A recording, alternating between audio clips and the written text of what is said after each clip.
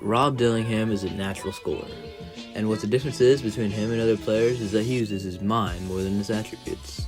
I mean, obviously he has a great handle and a great shot, but he's extremely crafty and one of the deepest bags I've ever seen. And that's why you can learn more from his film than just about anybody else's. So, let's dive into it. So, if you know Rob Dillingham at all, you know that he's a great shooter. His speed and handle is what you see on the highlight tapes, but having a great shot is the cornerstone to all scoring. His shooting opens up drives because when a great shooter like Rob does a hezzy, you almost have to fall for it. It opens up his teammates for easy assists. And I know you think of Rob Dillingham as an ISO scorer, but he can really play in a system coming off ball screens and cuts and hitting open shots. So obviously Rob is a fast player. His speed is what many people know him for. It allows him to get by people with ease and get out on fast breaks for easy buckets. But he's also good at controlling his speed. He goes really fast, but he can slow down for the finish. And no matter how fast he is going, he's always in control. He can always stop and pop, or pass out if he needs to. You can often see Rob taking long strides in transition to slow down and finish at the rim. Rob Dillingham is an excellent finisher at the rim. He has very crafty finishes which allow him to get around the defense with some pretty nice looking layups. He has a nice floater to keep the defense honest on his drives. When Rob drives, the defenders are anticipating an attack at the rim, he's going to try to block it. But Rob always knows when to pull out that floater for the easy 2 points. The arc on his floater allows to get it over nearly every block attempt.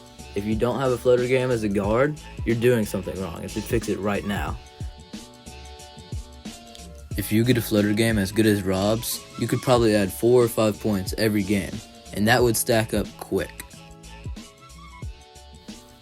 So Rob Dillingham has insane speed, but this isn't just genetics. You can gain speed through training and workouts, or you could join your school's track team and train there.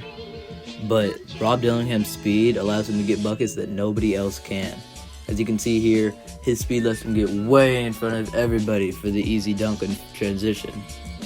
He not only has the skills to get by you, but the speed to freeze you and beat the help defenders to the rim.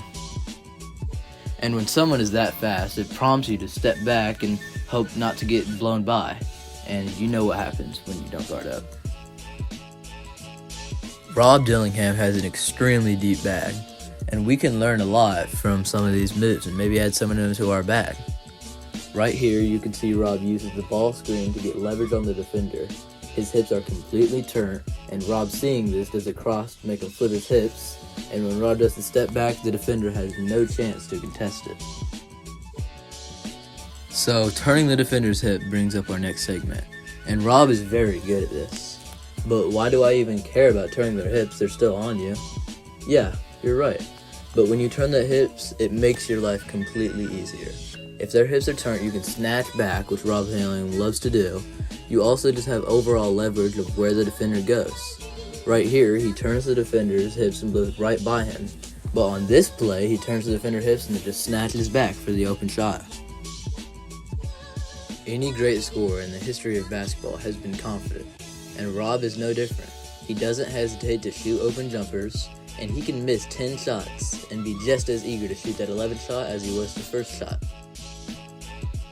It's about how you look at the game mentally, because we all know mentality is half the game. Thank you for watching the video all the way through. If you liked it, consider watching another one or subscribing.